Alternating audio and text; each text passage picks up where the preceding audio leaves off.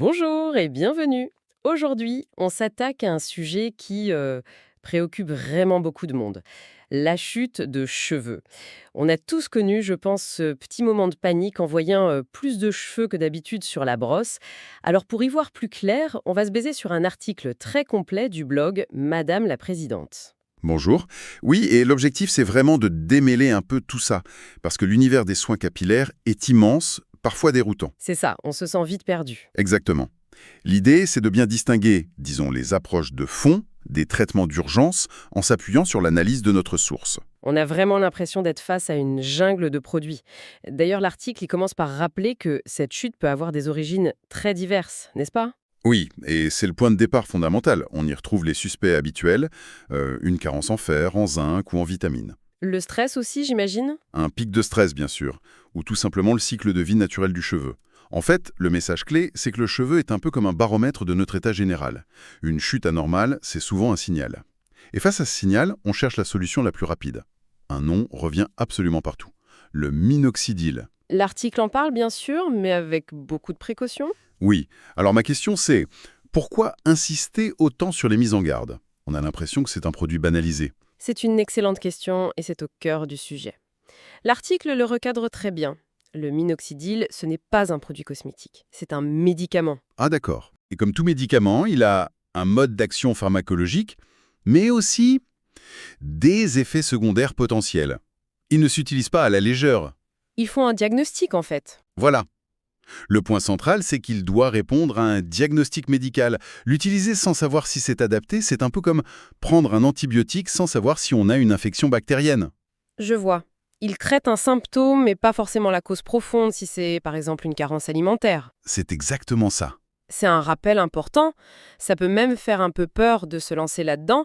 Est-ce que l'article propose justement des pistes moins radicales, disons? Tout à fait. Et c'est là que l'analyse devient passionnante.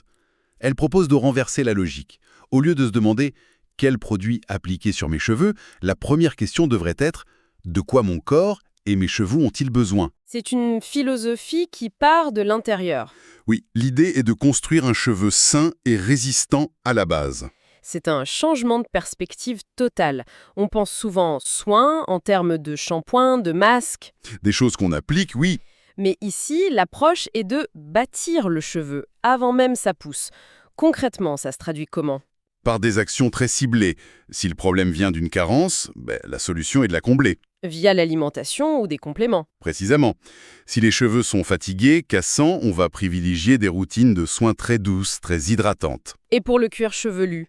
S'il est déséquilibré, ce seront des soins purifiants, mais, et c'est important, non agressifs. C'est une approche sur mesure qui respecte l'équilibre du corps. Donc, si je résume bien la pensée de l'article, on a d'un côté une approche médicale, puissante, Oui, mais qui agit comme un interrupteur sur un symptôme, et de l'autre, une approche de fond, plus globale, qui vise à renforcer tout l'écosystème du cheveu. c'est une parfaite synthèse. L'article ne diabolise pas l'approche médicale, il la remet simplement à sa place. C'est-à-dire, C'est un outil puissant pour des cas spécifiques qui nécessitent un encadrement professionnel. Mais pour la plupart des gens, le fondement d'une belle chevelure reste la santé générale. une bonne nutrition, la gestion du stress, des soins doux. Voilà. Au fond, le message principal est un vrai contre-pied à notre culture de l'urgence. L'article nous dit, avant de chercher la solution miracle dans un flacon, la vraie réponse est peut-être déjà dans notre assiette. Et dans notre niveau de stress. Exactement. Et ça soulève une dernière pensée, qui dépasse même le sujet des cheveux.